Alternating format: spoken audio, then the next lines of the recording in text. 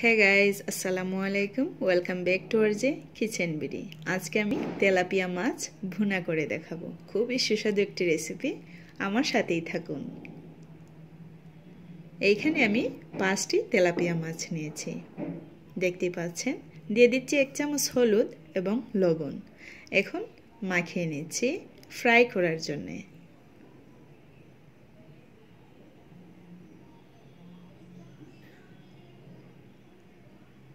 এইখানে নিয়ে নিচ্ছি প্রায় হাফ কেজি টমেটো ব্লেন্ড করার জন্য।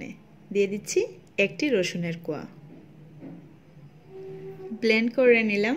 নিয়ে নিচ্ছি এই বাটিতে, চলে যাচ্ছি চুলায়। এখন মাছগুলো খুব ভালো করে কড়া করে ফ্রাই করে নিচ্ছি। ঠিক এই রকম ফ্রাই করে আমি তুলে নিচ্ছি। ওই তেলে দিয়ে দিলাম 1 কাপ পরিমাণ পেঁয়াজ কুচি।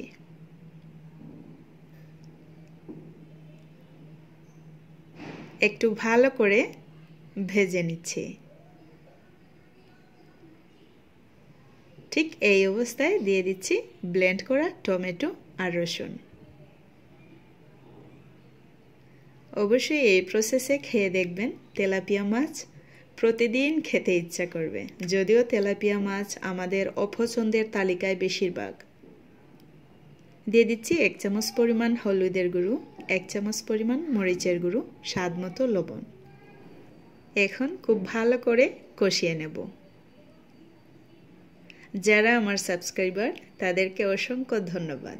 আর যারা আমার চ্যানেলে নতুন, প্লিজ সাবস্ক্রাইব মাই চ্যানেল এবং পাশে থাকা বেল আইকনটি প্রেস করে অল দিয়ে রাখবেন, যাতে পরবর্তী নোটিফিকেশন আপনার মোবাইলে চলে যায়।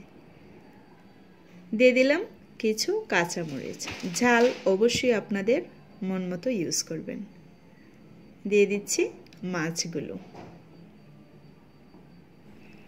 এখন মশলার সাথে মাছগুলো খুব ভালো করে আবারও জাল করে নেব, প্রায় 10 থেকে 15 মিনিট। মিডিয়াম টু লো ফ্লেমে অবশ্যই রান্না করতে হবে, যাতে মশলা টমেটো এইগুলার ফ্লেভার মাছের মধ্যে লেগে যায়।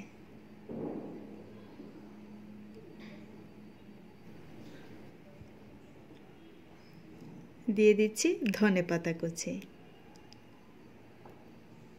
ধনেপাতা দিলে অবশ্যই মাছের স্বাদটা বেড়ে যায়। আমি কিন্তু গ্যাসের আগুন অফ করে দিয়েছি। ঢাকনা দিয়ে 10 মিনিট ঢেকে রাখার পর আমি পরিবেশন করে নিচ্ছি। দেখতেই পাচ্ছেন। আমার এই রেসিপি ভালো লাগলে অবশ্যই লাইক দিবেন, বেশি ভালো লাগলে সাবস্ক্রাইব। আল্লাহ হাফেজ।